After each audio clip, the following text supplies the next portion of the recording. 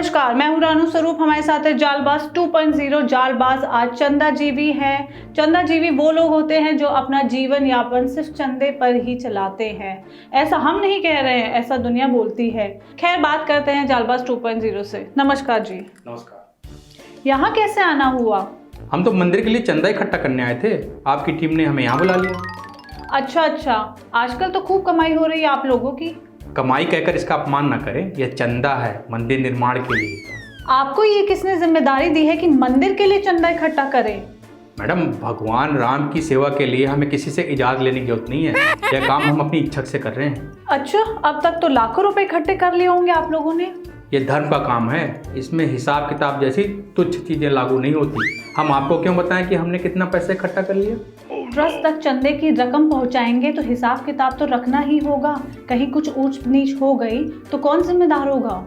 वो सब हम और हमारे साथी मिलकर देख लेंगे, आप उसकी चिंता ना करें।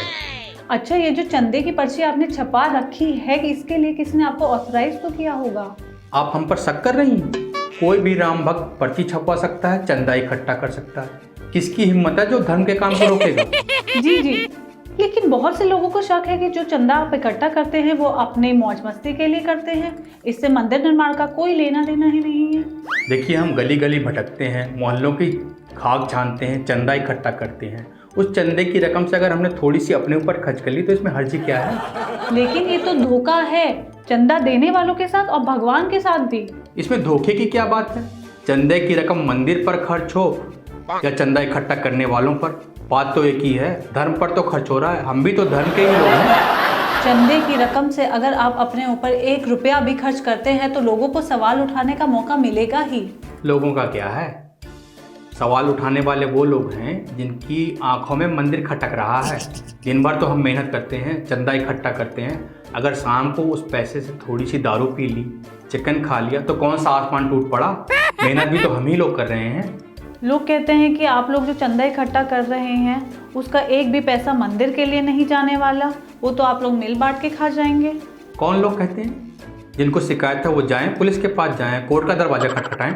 भला आपके खिलाफ कोई पुलिस के पास कैसे जाएगा? लोग आपसे डरते हैं। सरकार भी आपकी है और पुलिस भी आपकी सुनती है, तो आप तो उसी को ही अंदर करवा देंगे जो आपके खिलाफ बोलेगा। ऐसी बात नहीं है, हम सब देशभक्त लोग हैं, सांस्कृतिक सामाजिक संगठन चलाते हैं, नियम कायदे से चलते हैं। यहाँ तक कि हम लोग शादी तक नहीं करते। अगर कोई शादी गलती से कर भी लेता है तो बाद में परिवार त्याग देता है। मतलब शादी ना करना या शादी करने के बाद परिवार को छोड़ देना, वो क्या ईमानदार होने की गारंटी है? बिल्कुल है। आप ही देख लीजिए हमारे योगी जी कितने ईमानदार हैं। मोदी जी ने शुरू में शादी करने की गलती कर दी थी, लेकिन बाद में ठीक कर लिया। अब देखिए, मोदी जी इतने ईमानदार हैं कि 30-35 साल के करियर में उन पर भ्रष्टाचार का एक भी आरोप नहीं लगा। और योगी जी तो हीरा है, हीरा। कब तक चलेगा आपका ये चंदा इकट्ठा करने का कार्यक्रम? मैं तो कहता हूँ हिंदू धर्म की समृद्धि के लिए चंदा जुटाने का काम हमेशा के लिए चलता रहना चाहिए। इससे हमें धर्म की सेवा करने का मौका भी मिलेगा। ये हमेशा के लिए चंदा जुटाओ अभियान चलाने का समर्थन आप धर्म के लिए कर रहे हैं या अपने लिए?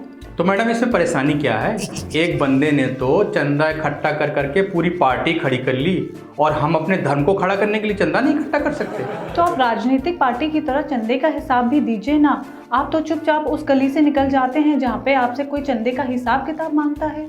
वो होते कौन है हमसे हिसाब किताब मांगने वाले? हम तो चंदा लेंगे, जरूर लेंगे, और जो नहीं देगा उसको देख भी लेंगे। हमारे पास सबका रिकॉर्ड है।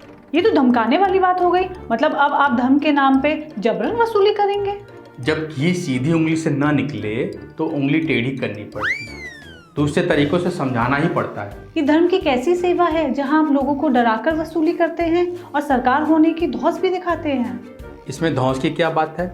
जो भी हमारे रास्ते में, मतलब धर्म के रास्ते में आएगा, उसे तो सबक सिखाना ही पड़ेगा। 70 साल बाद हिंदुओं की सरकार आई है, अब अपनी ही सरकार में हमारी नहीं चलेगी तो फिर किसकी चलेगी? आपको पता है, कुछ दिन पहले ही कुछ लोगों को फर्जी तरीके से चंदा इकट्ठा करते हुए पकड़ा गया है। ट्रस्ट ने भी उनको चेतावनी दी है। जहाँ जहाँ चंदा वसूलने वालों को पकड़ा है ना, वहाँ जरूर हमारी सरकार नहीं होगी। ट्रस्ट की तरफ से कोई ऑब्जेक्शन नहीं है। वैसे भी ये हमारा आंतरिक मामला है, हम आपस में सुलझा लेंगे। लोगों से बस यही गुजारिश है कि वो चंदा देते रहें, इधर उधर की बात पे ध्यान ना दें।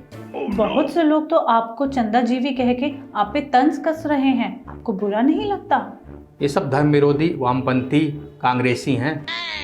इनसे हिंदुओं की सरकार बर्दाश्त नहीं हो रही। सरकार को बदनाम करने के लिए ये सब कर रहे हैं। जी बिल्कुल, आज के लिए इतना ही, फिर मिलेंगे, नमस्कार।